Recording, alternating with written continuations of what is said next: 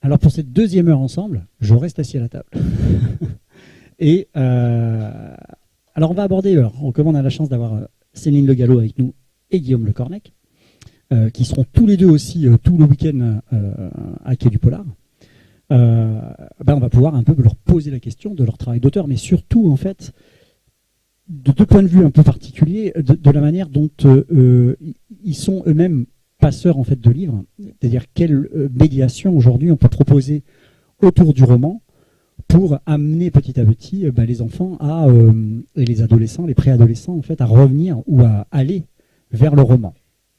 Alors moi j'ai toujours tendance à dire que en tant que libraire, les enfants que je vois venir dans ma librairie, c'est toujours des enfants lecteurs. C'est-à-dire quand on me pose la question est-ce que les adolescents lisent, je dis a priori oui, parce qu'en fait il y en a plein qui viennent en librairie. Mais dans le plein qui viennent en librairie, ça ne correspond pas forcément à une grande majorité. Et donc il y a quand même tout un travail à faire pour amener certains enfants et pré-ados et ados à amener à découvrir le livre et donc à faire ce pas-là.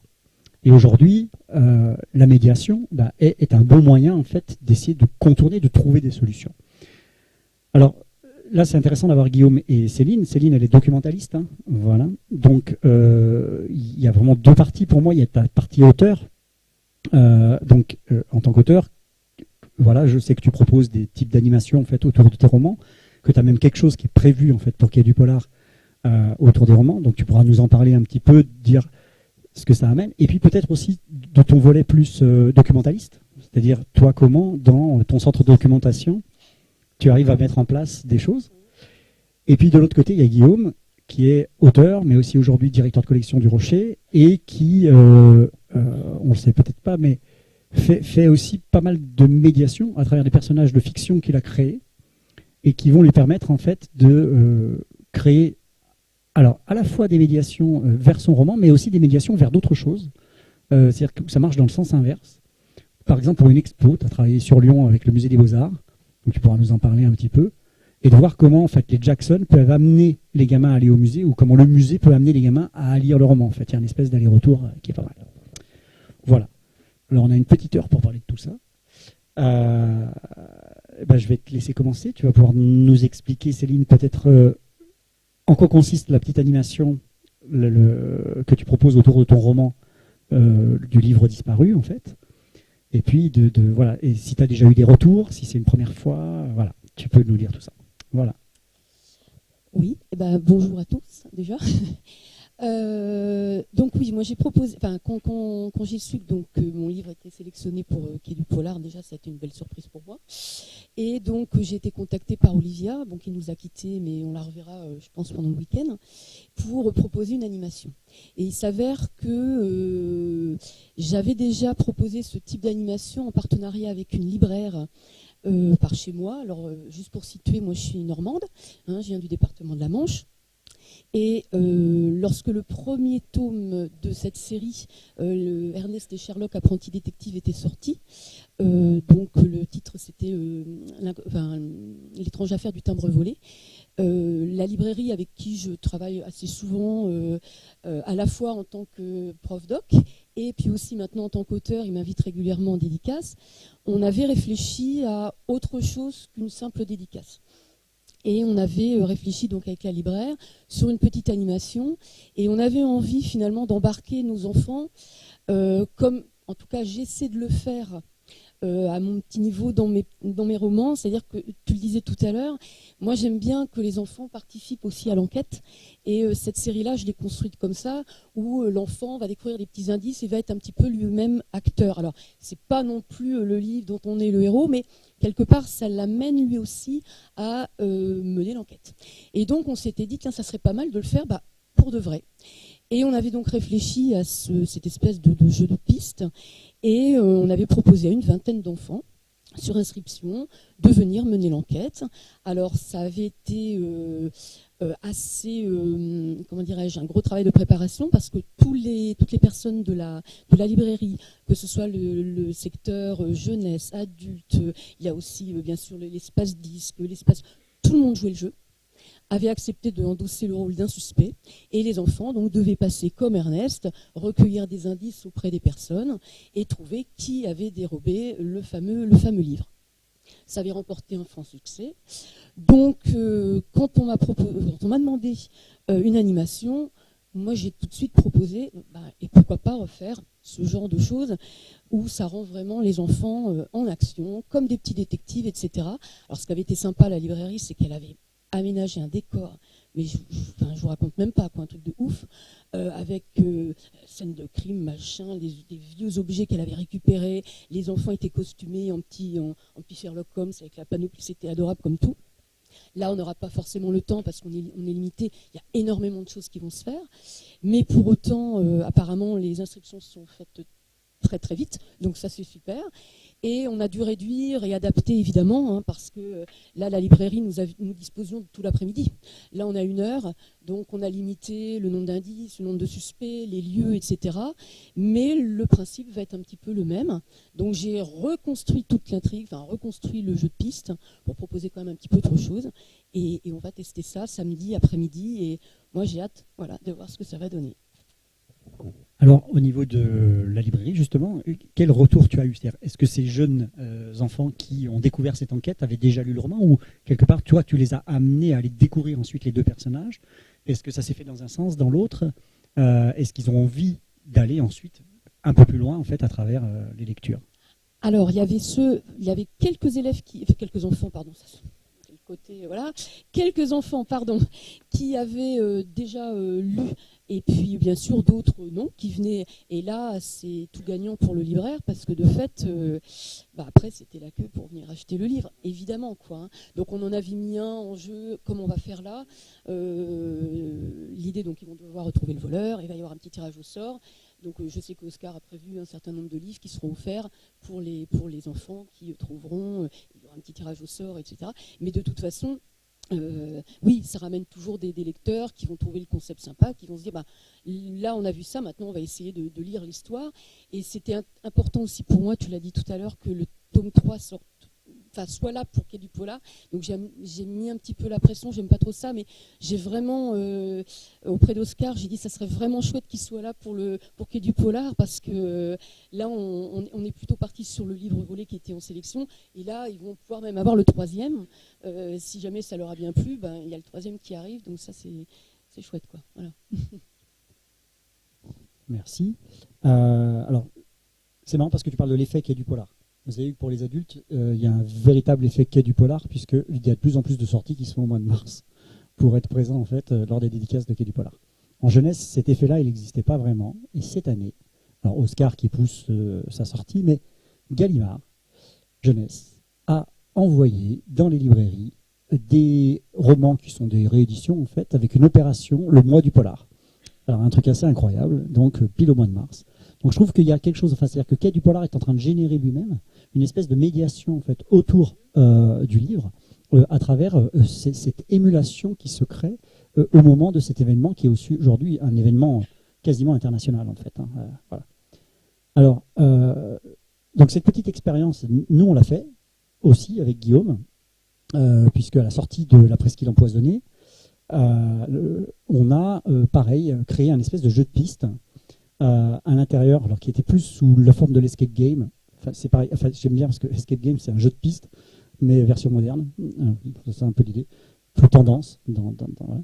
Et l'idée c'était de proposer effectivement, alors pour le coup grandeur nature, c'est en fait c'était vraiment dans tout le quartier des pistes, des fausses pistes, et d'aider les Jackson en fait à résoudre. Donc ce principe-là est extrêmement porteur, notamment parce que, alors quand je dis escape game, c'est justement pour aller ramener justement ces gamins qui sont fans de ces trucs. Quand on entend dire escape game aujourd'hui, on a une espèce de vision folle de ce que ça va être. Et donc quand on dit un escape game, bien sûr ça attire beaucoup de monde. Je vous parlais de Miel tout à l'heure, c'est un peu pareil là. Et là pour le coup à la librairie, ça avait fait venir effectivement énormément de monde. Et voilà. Et ça nous a donné envie de faire plein de choses. Mais toi, c'est un peu ta spécialité quand même, cette idée de médiation. Parce que quand tu es venu sur Lyon, tu as eu la chance de rencontrer plein de monde et de pouvoir mettre en place, et à Nantes aussi, je crois d'ailleurs, et tu vas pouvoir nous parler un petit peu de cette manière dont toi les choses s'agencent aussi par rapport à ça. Ouais. Bonjour à tous. Alors, C'est vrai que moi j'ai eu une expérience assez extraordinaire en fait. D'abord sur la base de ma vie d'auteur, puisque moi c'est le premier que j'ai sorti en 2017. J'avais jamais écrit de bouquin avant. Je l'ai écrit très vite parce que j'avais pas beaucoup de temps. Je l'ai proposé à un éditeur qui l'a pris tout de suite. Et puis entre le tome 1 et le tome 2, cet éditeur m'a proposé de monter une maison d'édition jeunesse. Donc forcément j'ai accepté. J'allais pas dire non, mais parallèlement à ça, je me suis dit, comme les éditions du Rocher n'avaient pas de département jeunesse, je me suis dit que j'allais pas forcément trouver une aide forte de la part d'une maison d'édition qui n'existait pas, ou en tout cas qui avait d'autres chats à fouetter que la jeunesse. Je pense que c'était un test. Donc je me suis dit, je vais essayer de porter mes personnages dans des endroits où on les attend pas. Donc moi j'écris des polars dont Cédric a parlé un petit peu tout à l'heure, qui sont, pour les deux premiers que j'ai écrits en tout cas, qui s'appuient souvent sur des trajectoires historiques. Donc ça m'a forcément donné des envies de médiation dans des grands musées. Et quand l'année dernière, il y a une grande expo internationale qui est arrivée à Nantes, puisque le premier tome se passe à Nantes et met en scène ces 5 ados qui vont se tirer la bourre avec une équipe de malfrats pour remettre la main sur un trésor viking qui aurait été paumé dans la Loire au IXe siècle. Il y a une expo viking qui se pointe au château des Ducs de Bretagne. Je vais les voir en disant, si vous voulez, on peut se tenter une médiation un peu rigolote où on utilise les personnages de fiction de ce bouquin pour accompagner les scolaires dans leur découverte de l'expo, et on planque des indices à l'intérieur de l'expo et charge aux collégiens d'essayer de les retrouver pour résoudre cette énigme. Et derrière, ça les entraînait sur un site web. Ceux qui avaient résolu cette énigme découvraient donc une adresse d'un site web où là on leur racontait une véritable histoire qui était celle d'un jeune Allemand qui a trouvé le trésor d'Harald à la dent bleue en janvier dernier sur une île de la Baltique. Et l'idée, c'est que là, on faisait un site très documenté avec des médias sérieux pour pouvoir boucler de la fiction à la réalité, de la réalité à la fiction. Donc, suite à ça, je me suis dit pourquoi s'arrêter en si bon chemin. Et le deuxième tome se passant à Lyon, et grâce à Cédric qui m'avait invité, et à Quai du Polar qui m'avait invité à partir en livre, une manifestation que vous connaissez sans doute, j'ai rencontré les gens du musée des Beaux-Arts et comme la plupart des grands musées de France, ils sont un peu à la peine pour réattirer les ados ou pour attirer les ados. Donc je me suis dit finalement, est-ce qu'on ne va pas rejouer un peu le coup qu'on a fait à Nantes de manière différente? Et la patronne de l'accueil des publics m'a dit, j'ai une grosse expo qui arrive en septembre, donc on était en juillet, qui arrive en octobre, pardon, sur Claude, un empereur au destin singulier que vous avez peut-être vu passer au musée des Beaux-Arts. Je ne sais pas comment faire la médiation pour les ados. Donc je leur ai proposé de réutiliser les Jackson pour faire la médiation de cette expo. Donc les Jackson se rendent à nouveau au musée et ambiancent assez gravement le musée des Beaux-Arts, c'est le moins qu'on puisse dire. L'idée, c'était de composer avec les commissaires d'expo une nouvelle policière qui soit scientifiquement rigoureuse au niveau des informations qu'on y trouve, mais en même temps de se déporter un peu et de délirer un peu avec ce qu'on a l'habitude de voir dans les musées, c'est-à-dire quelque chose d'assez silencieux. Voilà. Donc là, il y a un des personnages qui a une tête brûlée qui s'appelle Nico, qui lui n'a aucune envie d'aller voir cette expo. C'est un des 5 héros. Et il dit, moi je vous préviens, si jamais j'y vais casque aux oreilles, et moi j'écoute de la zik. Et donc l'idée, c'est qu'on a monté une playlist avec des auteurs, des artistes émergents lyonnais, que les ados pouvaient écouter pendant leur visite au musée, pendant qu'ils se baladaient dans cette expo. Et l'idée, c'est ça, c'est d'essayer en fait de trouver de faire des pas de côté pour réattirer les ados dans les musées, mais en même temps d'attirer les ados sur les livres. Après, on essaye de créer un cercle vertueux comme ça. Donc pour le moment, ça marche très bien. Il n'est pas interdit de penser que le musée Gadagne on va peut-être travailler ensemble, et avec le musée de Bretagne aussi. Donc il y a une vraie demande de la part des musées. Et puis je crois que c'est aussi de ma responsabilité, moi, de parent, et puis d'auteur, et puis de directeur de collection, d'essayer de filer un coup de main un peu aux gens qui sont en charge de nos mômes, enfin des miens en tout cas, et de les aider à faire des trucs un peu rigolos pour que les mômes se réemparent de la culture de manière un peu ludique. Donc voilà, à mon modeste niveau, c'est ce que j'essaye de faire. Et du coup, on est en train de créer au sein des éditions du Rocher une structure qui s'appelle les éditions du Rocher Médiation, où on va multiplier un peu des concepts un peu innovants, comme quelque chose qu'on va sortir aussi en juin avec l'association des grands jardins botaniques francophones, avec qui on crée une série de polars botaniques dans les grands jardins botaniques, qui va donner lieu derrière, j'espère, à l'envie de découvrir la botanique et de s'approprier les enjeux de sauvegarde du vivant et de la biodiversité. Et on va créer des grands jeux de piste dans les grands jardins botaniques pour les enfants. Voilà. Alors c'est des médiations, comme tu dis, qui créent un cercle vertueux, c'est-à-dire qui vont vraiment amener à découvrir différents aspects de la culture. C'est vrai que les musées, enfin le musée des Beaux-Arts, qui est un très beau musée, est quand même pas un musée très attrayant pour nos adolescents et nos préadolescents. On arrive encore à y tirer nos enfants parce qu'on les oblige, mais il y a un moment donné où on n'arrive plus. Et voilà, et ça c'est un modèle en fait qui donne envie. Alors pour la petite info, il y a même eu un spin-off, c'est-à-dire que il y a eu un petit roman exclusif. Il y a eu un petit roman exclusif qui est sorti pour le musée et où le tirage a été fait à 2000 exemplaires, hein, tu me disais Guillaume, et qu'aujourd'hui il est épuisé, c'est-à-dire qu'il y a eu 2000 gamins qui sont passés, qui ont suivi l'expo et qui ont pu s'emparer de ce petit spin-off en fait exclusif, puisqu'il n'est pas sorti en édition du tout, il est uniquement édité par le musée, et qui a permis à des gamins de découvrir les Jackson à travers ça et peut-être d'aller plus loin après.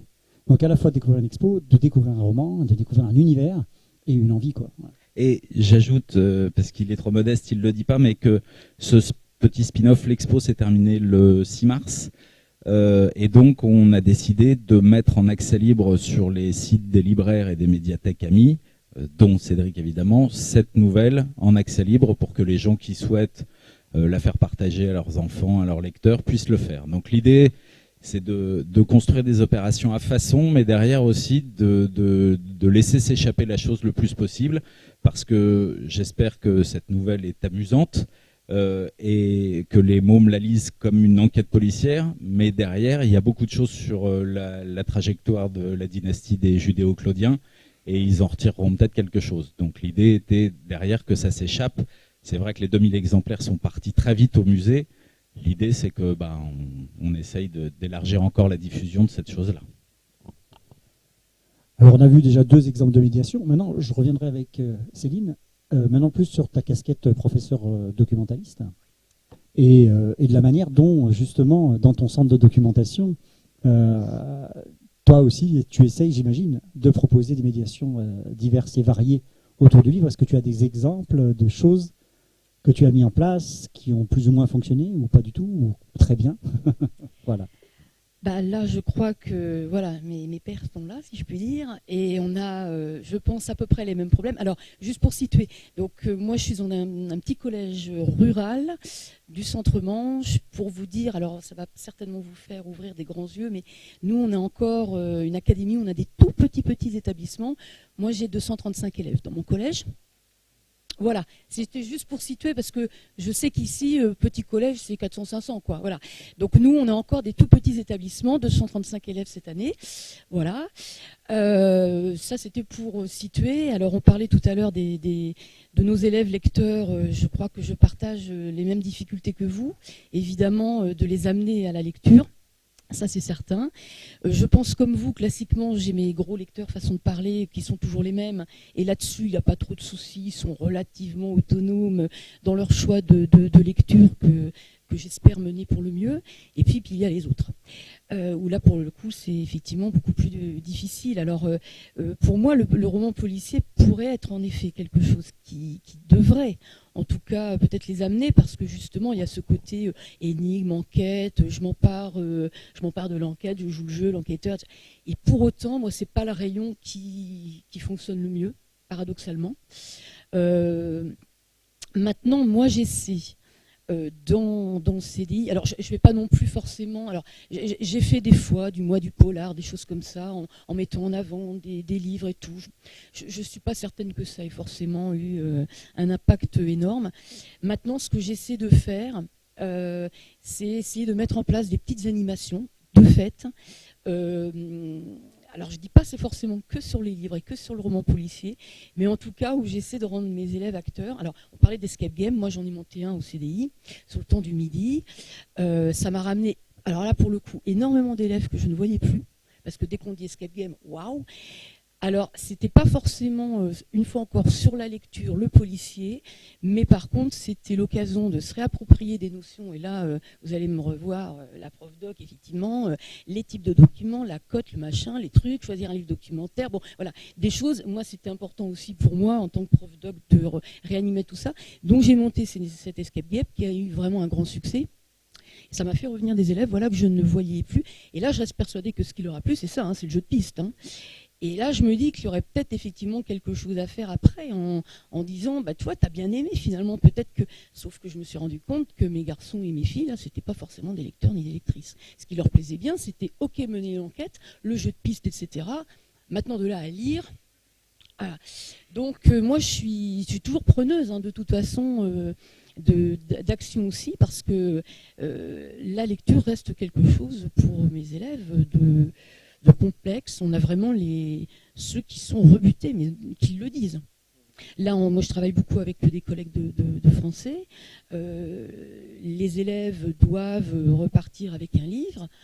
On sent que pour certains, c'est la corvée, quoi. Donc, on essaie de les accompagner au mieux. Moi, j'essaie justement de proposer du roman policier, justement, par tout ce qu'on a dit, ce côté. Mais voilà. Alors j'essaie, donc le escape game, là pour l'accueil des CM2, je le fais aussi sous forme d'un petit jeu de piste, là aussi. Là pour le printemps des poètes, j'ai essayé aussi de faire un jeu de piste dans le collège. Voilà. Maintenant, est-ce que ça les ramène à la lecture? Je serais très prétentieuse de dire ça.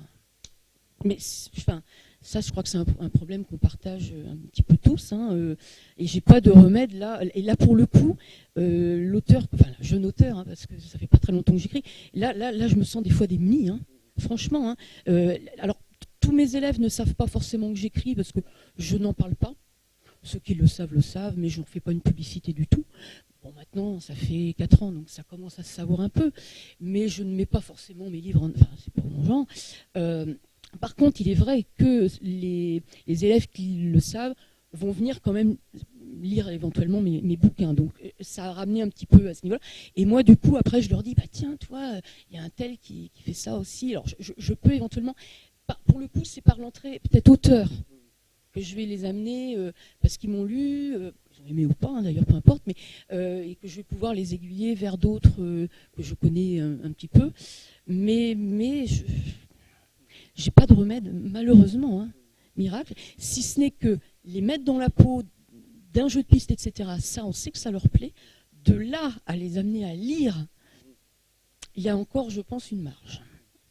Oui, c'est toute la complexité, de toute façon, qu'on rencontre aussi. Enfin, alors, moi, en librairie, je vous disais, je rencontre beaucoup d'enfants lecteurs, donc qui viennent volontairement, en fait. Hein, c'est assez rare qu'on vienne involontairement dans une librairie. Donc, des fois, c'est un peu forcé par les parents, hein, à essayer de trouver quelque chose. Mais oui, ça reste toujours le questionnement. Alors, une des solutions, alors moi, ce que je trouve intéressant, c'est ton double statut, ta double casquette. Tu aurais pu même en abuser et l'utiliser un peu plus, peut-être, parce qu'il y a un côté à découvrir. Enfin, moi, j'ai toujours été surpris dans les établissements de voir les élèves rencontrer des auteurs et se dire, tiens, ils sont vivants. Voilà. C'est vrai. Voilà. Et de se dire que les gens qui écrivent, c'est leurs contemporains, en fin de compte. Et c'est surtout des gens qui ont des chaussures, un pantalon, qui peuvent s'asseoir sur le fauteuil, qui peuvent discuter avec eux, et qu'il n'y a pas cette distance. Et je crois que le livre, aujourd'hui, il génère ça, en fait. Il a quand même toute une partie d'un public, et même chez les adultes, quelquefois, où le livre, c'est l'objet qui n'est pas pour eux. Parce que peut-être trop cher, parce que peut-être pas accessible, parce que trop compliqué, parce que je ne comprendrai rien. Voilà.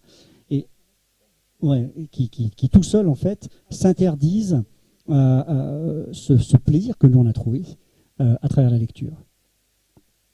Et alors, moi, pour faire assez fréquemment des rencontres scolaires, en fait, il y a quelque chose dont j'ai l'impression que ça marche assez bien pour réattirer...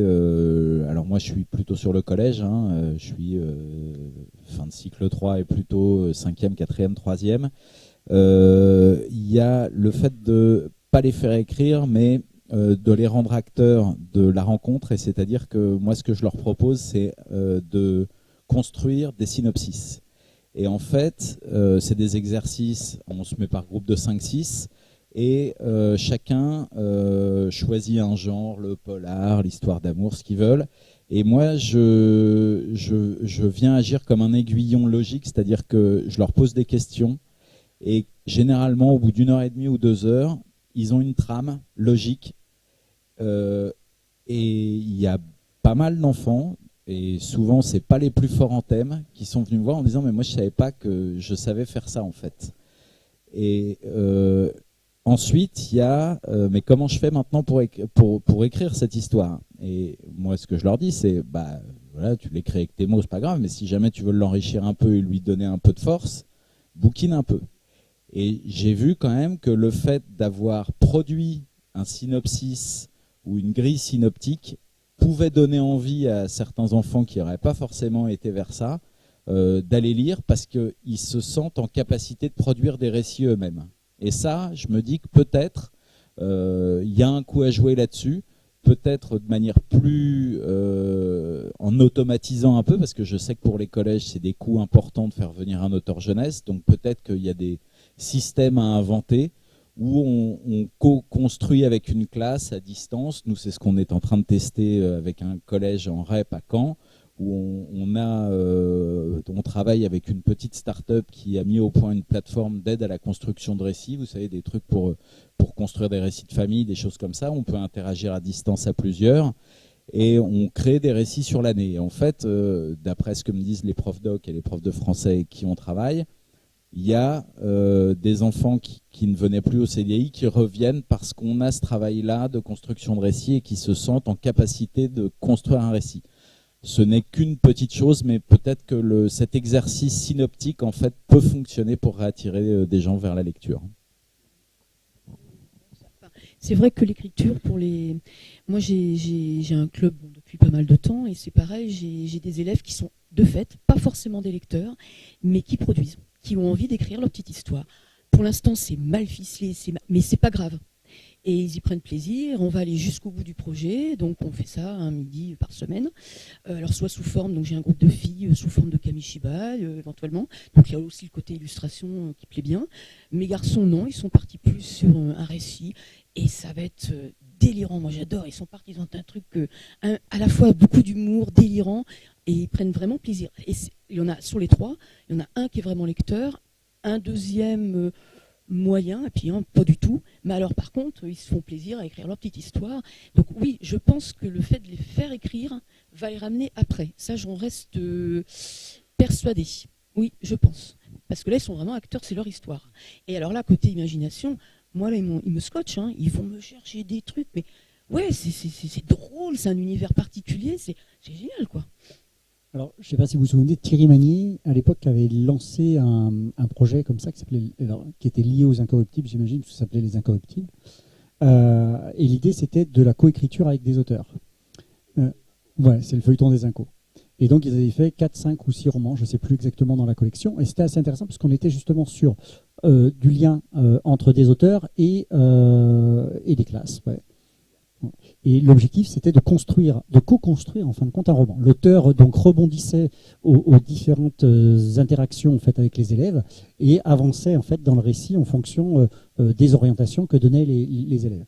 Et là, pour le coup, ça obligeait aussi les élèves à reprendre les écrits, donc à relire en fin de compte ce qui avait été fait une fois sur 2 pour pouvoir avancer et continuer les intrigues. Donc il y a eu quelques romans qui ont été publiés dans ce cadre-là, et ça fait partie de ces outils, en fin de compte, qui sont des véritables outils de médiation et qui vont amener en fait petit à petit ces gamins, alors pas peut-être à devenir des gros lecteurs, mais au moins à rentrer une fois dans un roman et à éprouver ce plaisir. Parce qu'aujourd'hui, si on est lecteur, c'est qu'on a éprouvé un jour le plaisir de rentrer dans un roman. Ouais, c'est marrant que tu dis ça parce qu'on parlait tout à l'heure du macaron et sur les dents que donc on va publier dans une de nos collections le 10 avril, qui sort le 10 avril. C'est un feuilleton des Incos.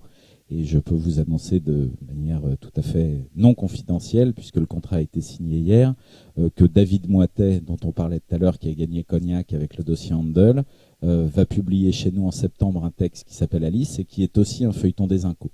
Donc l'idée aussi, et c'est ce que souhaitent les gens des Incorruptibles, c'est que ces livres soient édités. Alors, on n'édite pas ces livres pour faire plaisir aux gens des Incos, on les édite parce qu'on pense qu'ils sont bons, mais pour les 6 classes qui ont participé à ce travail-là, et pour les classes qui pourraient se mettre sur les rangs par la suite, le fait de voir leurs livres, en tout cas le livre auquel ils ont participé, dans une librairie, j'espère dans la presse, sur les salons, je pense qu'il y a une fierté qui fait que ça peut les faire vraiment basculer du côté non obscur de la force et de la lecture.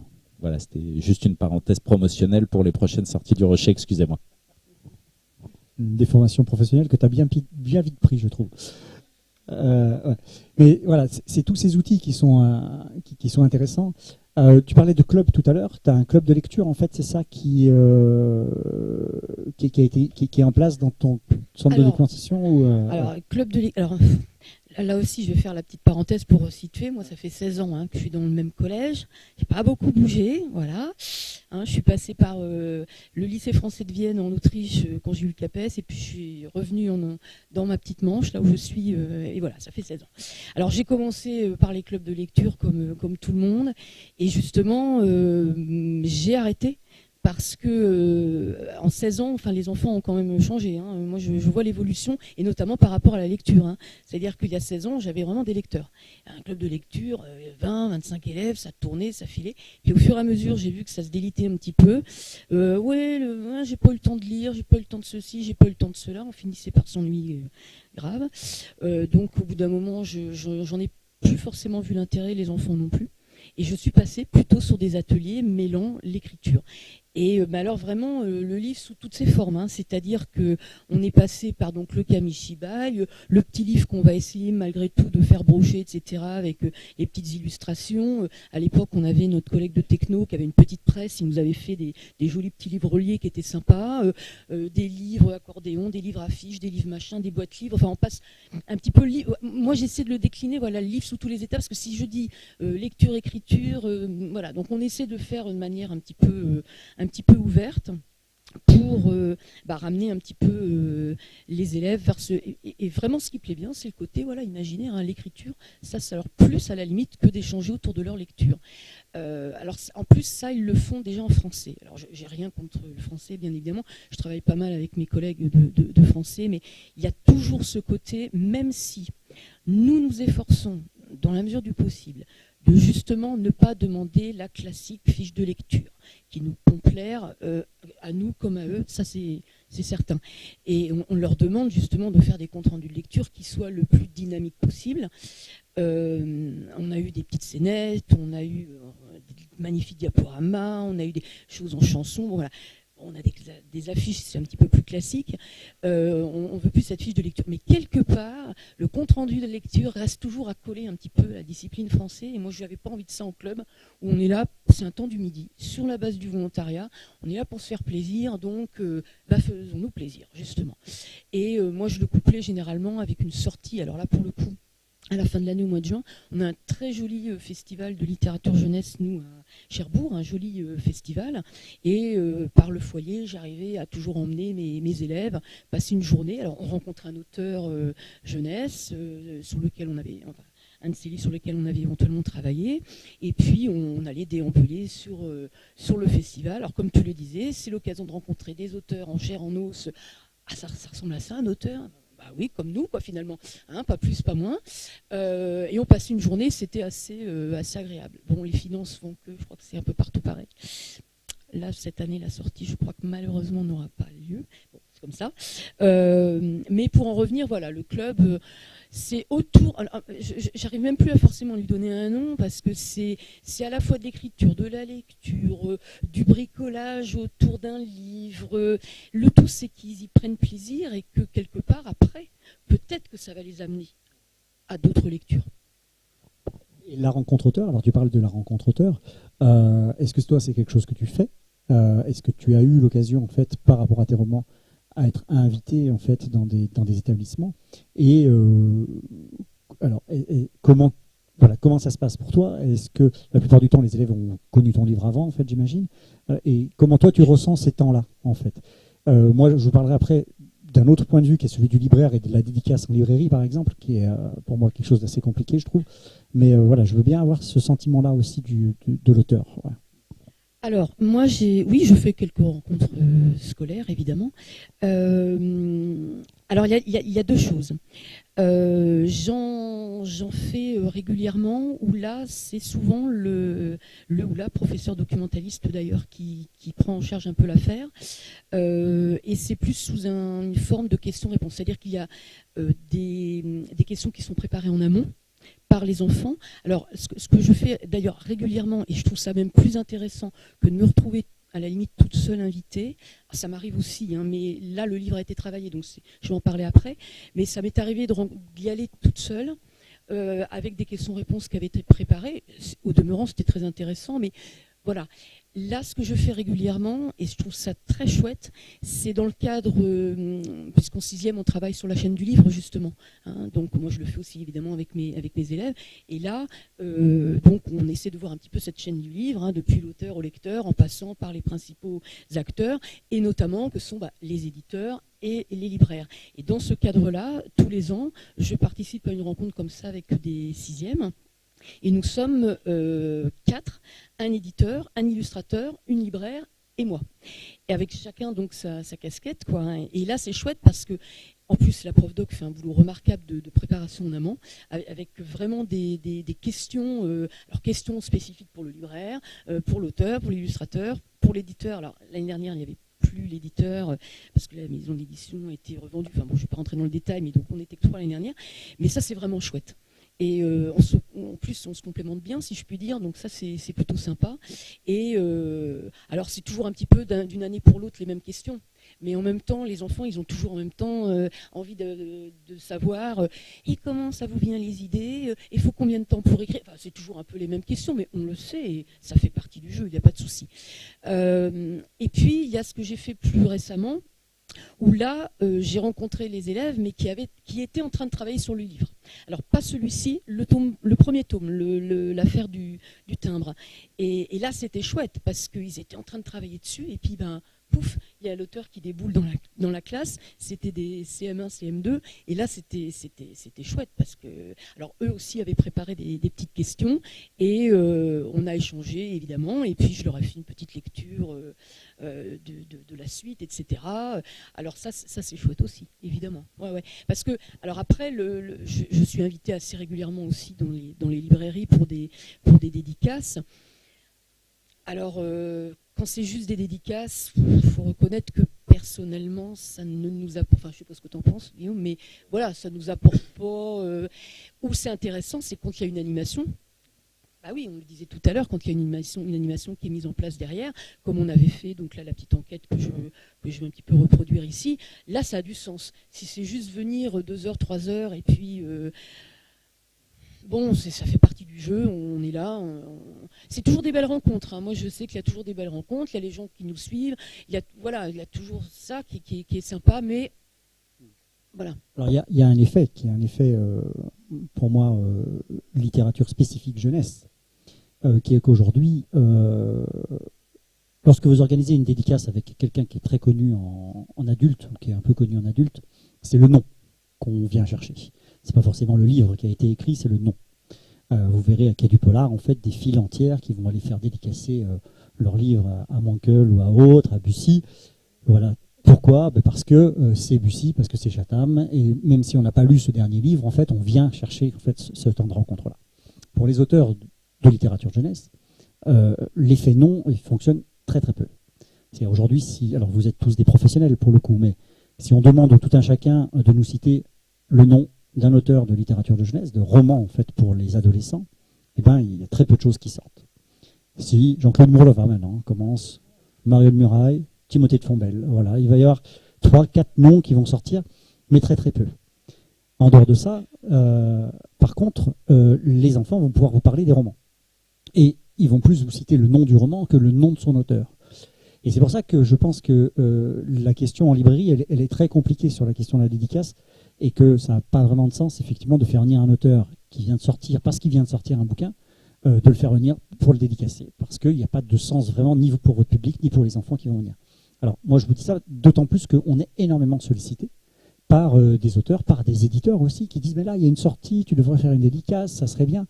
Et où je leur dis attendez, moi je peux pas faire des dédicaces comme ça. En fait, si ça tombe comme un cheveu sur la soupe dans ce que je suis en train de proposer, ça va pas fonctionner.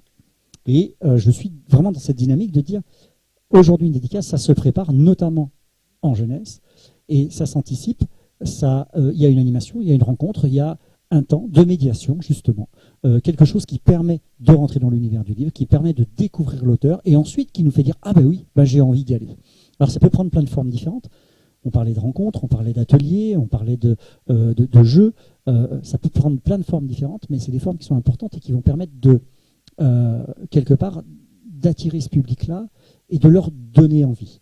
Et moi j'ai vu certains enfants repartir avec des bouquins où au début ils n'auraient pas eu le courage, mais la rencontre a fait qu'ils se sont dit oui, allez, je vais y aller parce que je le connais, parce que je l'ai rencontré, parce que j'ai mis une tête sur ce nom et parce que je me dis que ça va être bien. Et que ce rôle de médiation, moi je l'ai tous les jours aussi dans ma librairie, puisque je conseille mes livres, donc j'essaye de les connaître et de les passer. Et c'est aussi ce que fait l'auteur, et c'est ce qui va permettre de faire vivre le livre et la littérature en fait à travers ces petits temps-là. Voilà, c'est ce que je voulais exprimer sur cette question de la dédicace. Alors bien sûr, le cadre d'un salon comme au Quai du Polar est complètement différent, puisque on est sur une sollicitation qui est une sollicitation importante du fait d'un salon où on sait qu'il va y avoir des auteurs. Et à ce moment-là, on va chercher des auteurs. On ne viendra pas forcément voir Guillaume Le Cornec ou Céline Le Gallo, mais ce jour-là, on va les rencontrer. On va les voir, ils vont être là, on va parler de leurs livres, et les temps de médiation, les temps de partage qu'ils vont eux avoir, toi à travers ton atelier, toi à travers tes rencontres aussi, parce qu'il y a des rencontres scolaires qui sont organisées, va permettre à ces gamins de dire oui, attends, je vais aller voir ce qu'il fait, où il est. Voilà. Et après, on les va chercher d'ailleurs dans le salon, en fait, l'endroit où vous êtes installé pour pouvoir venir faire dédicacer le livre pour lequel ils étaient intervenus. Donc, c'est d'autant plus difficile, même si quelque part je trouve que c'est une force aussi, mais c'est d'autant plus difficile de faire venir les enfants vers les auteurs de littérature dite jeunesse, parce que ils sont moins reconnus. Quand je dis reconnus, c'est pas le côté péjoratif, c'est que la reconnaissance elle est surtout autour de leur livre et quelque part c'est ce que vous cherchez au départ, c'est que votre livre soit reconnu. Alors moi j'avais c'est une intuition et une idée, mais il y a aussi, moi pour l'avoir vu autour de moi, et sans l'avoir plus testé que ça, mais le rebond sur l'actualité, et le polar permet ça de manière très significative, puisque c'était aussi le thème de notre discussion, dans les CDI, dans les médiathèques. Je pense que mettre en avant certains bouquins qui abordent des thèmes qui traversent l'actualité au moment X peut être très intéressant. Alors moi j'écris des bouquins qui prennent beaucoup appui sur la réalité contemporaine, mais je suis heureusement et évidemment pas le seul, hein. Il y en a beaucoup avant moi qui font ça beaucoup mieux que moi aussi. Mais je pense que le polar, qui est quand même un genre qui touche au social, qui touche à la société, qui touche maintenant à l'écologie, qui est de toute façon transversal et peut s'appliquer à tous les domaines, peut être un vecteur de discussion en rebond de l'actualité. Et sur une crise écologique, dire tiens, il y a un bouquin qui aborde ce sujet-là. Alors ça peut être un polar ou pas un polar, mais je pense que l'actualité, parce que les mômes sont surinformés, à partir de 13, 14 ans, même un peu plus tôt, parce qu'il y en a qui s'échappent un peu plus tôt vers les réseaux, mais qui regardent aussi la télé, mais qui regardent des vidéos sur YouTube. En fait, ils sont très documentés. Il n'y a pas une info qui... alors, ils prennent des infos qui ne sont pas toujours très intéressantes, mais ils ont aussi les infos intéressantes. Il y a des grands questionnements, il y a des titres de presse, genre Mon Quotidien, des choses comme ça qui travaillent dessus. Mais il y a aussi des bouquins qui permettent d'approfondir un peu les choses. Et je pense que dans un CDI, dans une médiathèque, une bibliothèque, le fait de mettre en avant certains titres qui sont en lien avec l'actualité peut favoriser l'envie de lecture chez des ados. C'est une intuition, hein, pour le moment. Je me dis que ça peut être des choses à tenter. Oui, c'est une réalité. Tu parlais d'autres genres que le polar. L'anticipation est un genre qui, justement, va beaucoup parler du fait d'aujourd'hui. C'est ça qui est intéressant. En projetant, en fin de compte, un trait particulier de la société, va nous permettre d'aborder des questions sur l'écologie, sur le totalitarisme, sur des gestions, notamment sur les questions des réseaux sociaux. Aujourd'hui, il y a beaucoup de romans d'anticipation qui utilisent ces vecteurs-là et qui sont des sources d'attractivité, effectivement, pour le lecteur curieux. Voilà. Alors, on arrive petit à petit à la fin de ce petit échange. Je voulais voir avec vous si vous aviez des questions particulières en fait, à poser à Céline ou à Guillaume par rapport à cette intervention, ou nous faire part d'interventions, puisque comme vous êtes aussi des professionnels, d'interventions un peu spécifiques, un petit peu différentes, qui vous ont semblé être une bonne forme de médiation auprès des publics pour lesquels vous intervenez.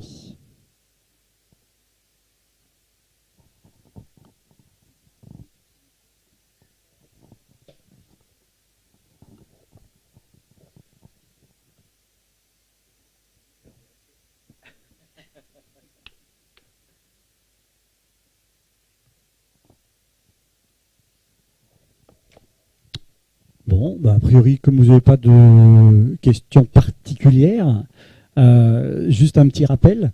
Donc, Quai du Polar, ça ouvre demain au public à partir de 10h le matin et ça fermera dimanche à 18h. Guillaume et Céline seront donc régulièrement en fait, sur le stand de la librairie à titre d'aile. Ouais, on a une question quand même. Ouais.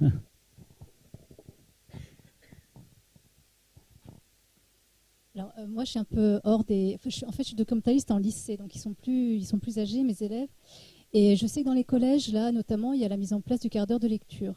Et je voulais savoir si, à votre avis, ça fait lire ou pas. Parce que, alors, moi, je l'ai testé en lycée. On l'a fait... Alors, je suis dans un lycée où il y a 2250 élèves, donc c'est très compliqué. Alors, on l'a fait avec ceux qui voulaient. Il y a quand même au moins 15 ou 20 profs à qui j'avais préparé des sacs avec 30 livres dans chaque...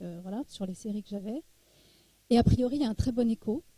Alors j'aimerais bien le refaire, mais bon, c'est très compliqué à organiser, puis là, il y a des réformes, enfin bref. Voilà. Et à votre avis, est-ce que ça fait lire les élèves? Parce que moi, la seule expérience que j'ai, c'est plutôt une bonne chose, quoi. Moi, ce que j'en ai entendu dans un collège qui l'a mis en place, ça a super bien fonctionné.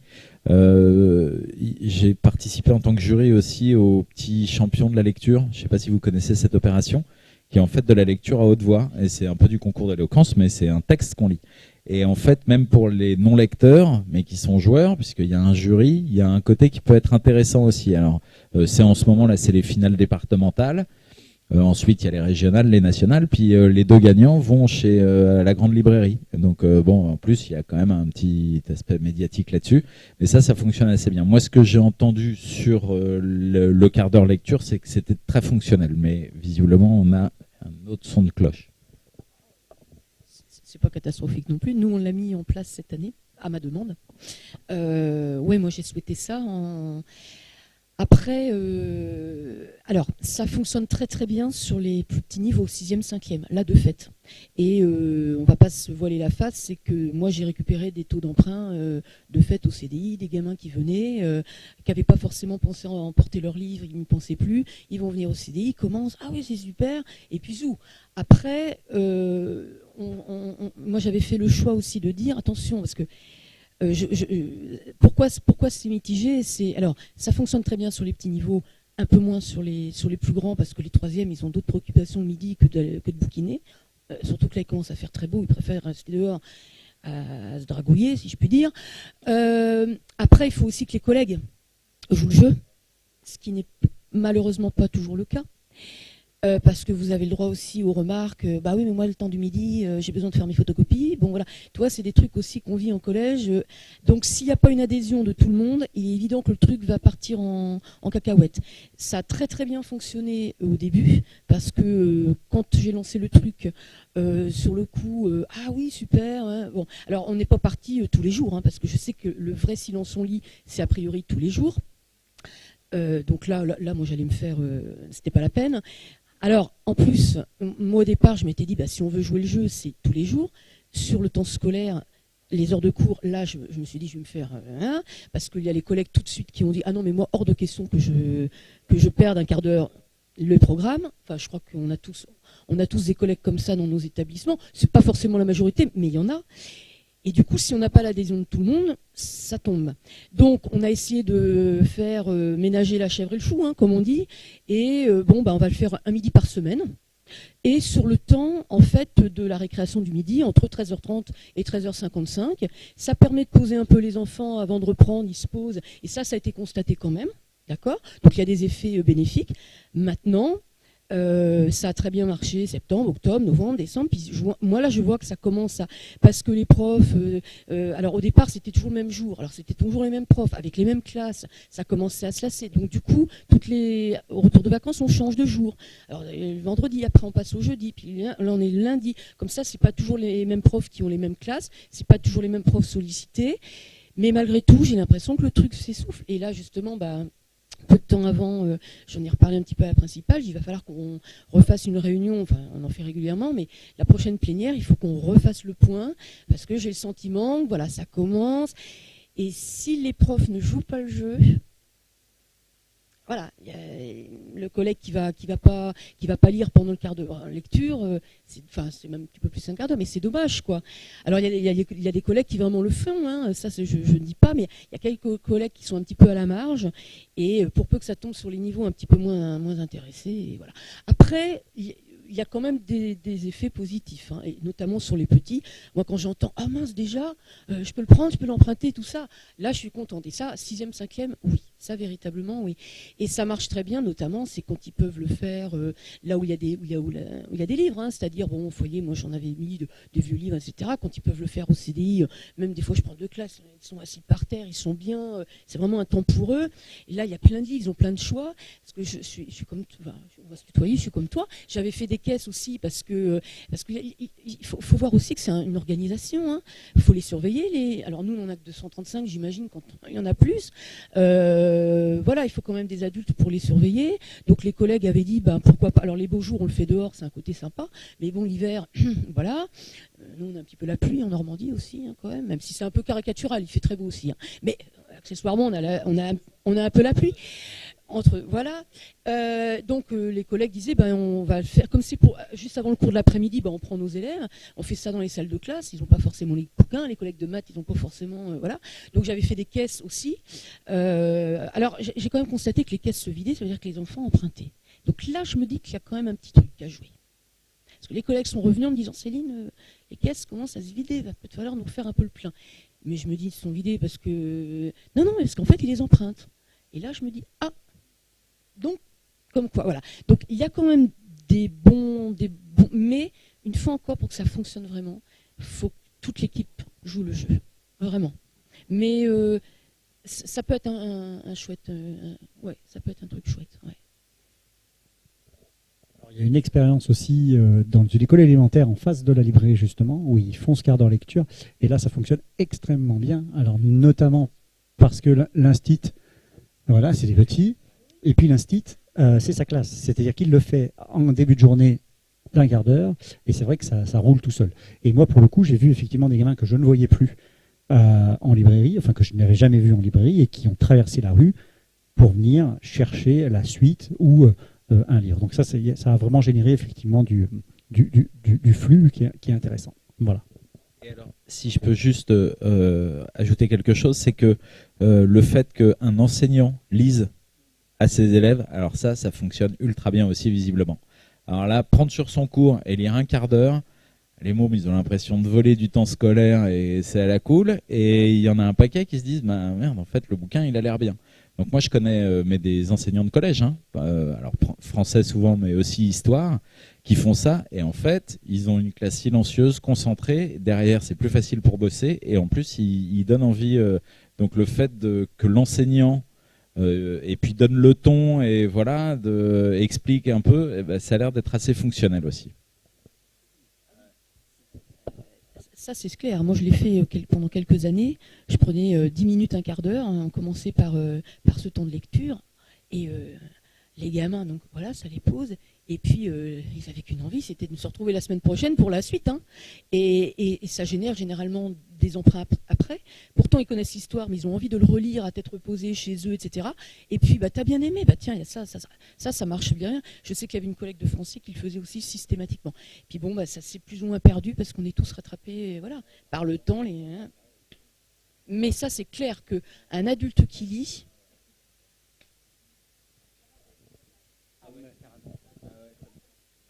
oui. Ça nous ramène en fait aux histoires qu'on nous racontait quand on était petit. Et ce retour-là, en fait, on en a tous envie. Moi, j'aime beaucoup lire à haute voix, mais j'aime aussi beaucoup entendre me faire lire à haute voix. Et c'est toujours un grand plaisir. Alors, on va peut-être clore maintenant cette discussion. Je vous remercie de l'attention que vous avez portée à cet après-midi en fait dédié à la jeunesse. Moi, je suis content en fait de pouvoir intervenir ici parce que je trouve que la part de la jeunesse est toujours un petit peu derrière la porte ou vers les WC en fait, et que j'aime bien remettre en avant en fait cette littérature qui est quand même celle qui permet aux enfants, et c'est ce dont on parlait, d'aller plus tard vers les lecteurs adultes qui seront. Et donc il faut bien rentrer par quelque part, et cette porte en fait elle est grande ouverte par les auteurs, illustrateurs jeunesse qui nous offrent les bouquins. Voilà, donc je vous remercie beaucoup, j'espère vous croiser et on espère vous croiser tous dans le week-end. Voilà, il y a un super programme d'animation proposé par Quai du Polar. À très bientôt et à bientôt. Ouais.